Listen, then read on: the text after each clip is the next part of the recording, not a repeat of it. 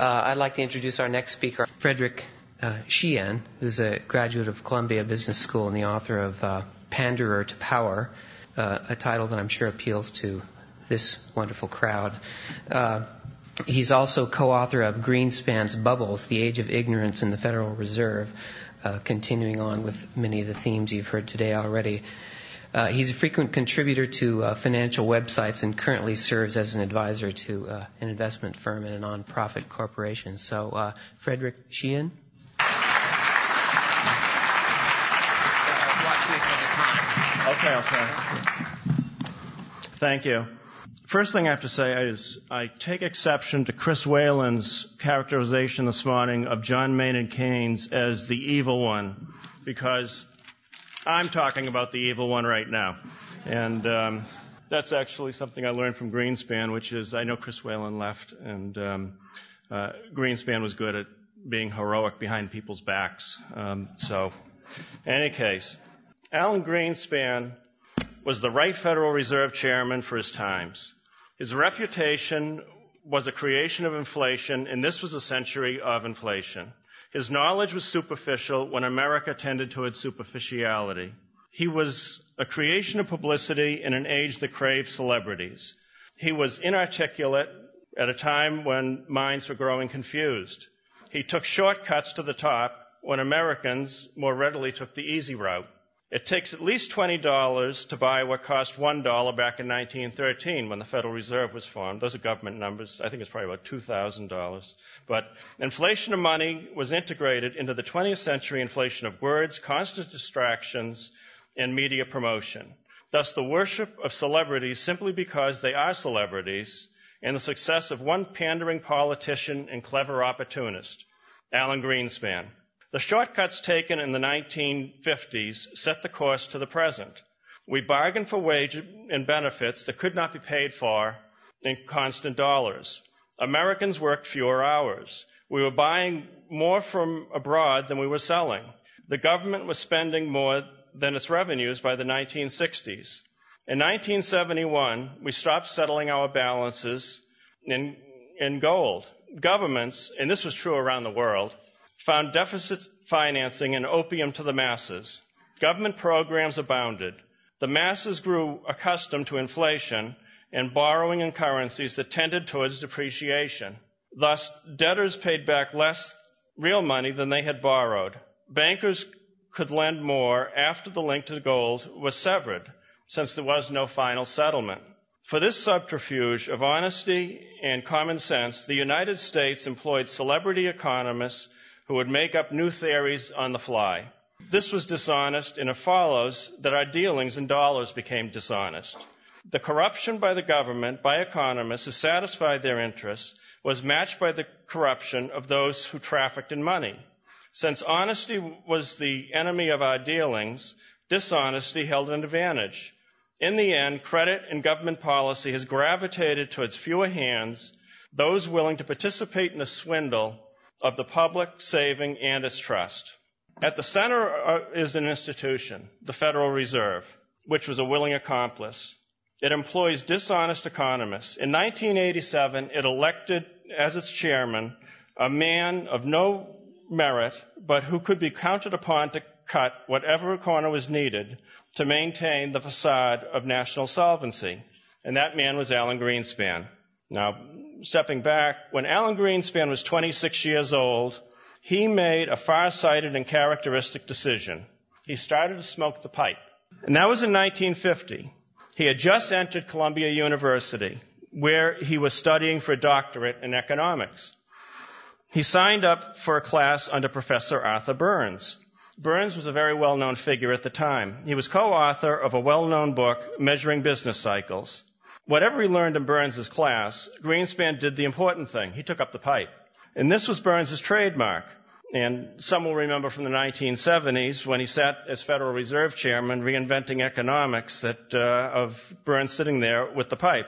By the way, when Mark Faber mentioned earlier about getting rid of food and energy, it was Arthur Burns who did that when he was Fed Chairman. In 1953, Burns left Columbia to head President Eisenhower's Council of Economic Advisors, the CEA. Greenspan left Columbia at the same time without receiving his doctorate. In 1977, he did receive his doctorate from NYU, and this was a few articles and he only wrote a couple of academic papers that had been stapled together. And Alan Greenspan made a habit of choosing the easy route, no matter what he did. The media drones on about Greenspan's ideology. Sometimes it's his libertarianism, or it might be his free market beliefs. But whatever the case, these are simple labels, and simple labels are about all we're going to get from the press. Alan Greenspan has cared about one and only one thing for his entire life. Every nerve ending in his body, and every moment, has been devoted to the promotion of Alan Greenspan. Greenspan never had an ideology. He probably never understood what Ayn Rand was talking about.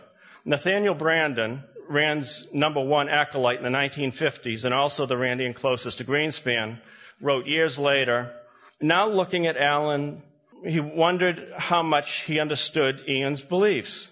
And Branden continued, talking about typical evening at Rand's apartment, that she would read something that she had written, and quoting Branden, that Greenspan, complimenting Ian on some passage, Greenspan might say, on reading this, one tends to feel exhilarated. And platitudes and assurances also mesmerized the nation 50 years later. By then, that's about all we were going to get from any public figures, but we weren't asking anymore either. Ayn Rand seems to have understood why Alan clung to her apron strings. If she wore an apron, it was probably her husband. But she asked Branden, do you think Alan might basically be a social climber? She hit the nail on the head. It was about this same time that a young writer asked Gore Vidal if he had any advice. Vidal replied, yes, get on TV as often as possible. Now, at the time, this is back in the mid-50s, there was a blazing debate in Washington about inflation. Some were for it and some were against it. In the mid-50s, academic economists were angling for their presence in the media. One was Harvard University professor Sumner Schlichter. Fortune magazine gave him the name, the father of inflation. This might not sound complimentary, but it was publicity. And Schlichter told the Senate that the Fed would have to accept inflation to generate sufficient jobs. Schlichter argued that costs for materials and labor were rising because unions were pushing up wages and fringe benefits faster than the gains from productivity of labor. The result is a continuation of the slow rise in prices. He was correct, but the correct answer was not to inflate, but to either work harder or drop the benefits. But the senators loved what he had to say. And in the opposite corner to Schlichter was William McChesney Martin, Jr., who was the Federal Reserve chairman. And he took on Schlichter and gave one of the finest speeches by a Federal Reserve chairman or a central banker probably ever, which might not be a lot of competition, but it was a very fine speech. It was on August 13th, 1957, and he spoke before the U.S. Senate Committee on Finance. And he told the assembled, there is no validity whatever in the idea that any inflation, once accepted, can be confined to moderate proportions. Martin responded to some segments of the community, probably economists, who were arguing for a gradual rise in prices, perhaps 2% a year. Martin warned that such a prospect would work incalculable hardship. Losses would be inflicted upon millions of people. Now, Chairman Ben Bernanke has also said that we should have a minimum of 2% inflation each year, which isn't necessarily a contradiction, since Ben Bernanke doesn't really seem to care if he's inflicting hardship on hundreds of millions of people, if he knows what he's doing at all. But Martin believed the fears of inflation would cause people to spend more and more of their incomes and save less. Martin told the politicians, again, this is the same speech, that the composition of savings would change. It would tend towards speculative commitments. In the pattern of investments and other spending, the decisions on what kinds of things to buy will change in a way that threaten our balanced growth. Martin warned that a spiral of mounting prices and wages seeks more and more financing, with a considerable volume of the expenditure financed at all times out of borrowed funds. Now, Martin was not an economist, which might be obvious. He studied Latin at Yale. Finally, Martin said, we should not overlook the way that inflation could damage our social and political structure. Those who would turn to have savings in their own age would tend to be the slick and the clever rather than the hard-working and the thrifty.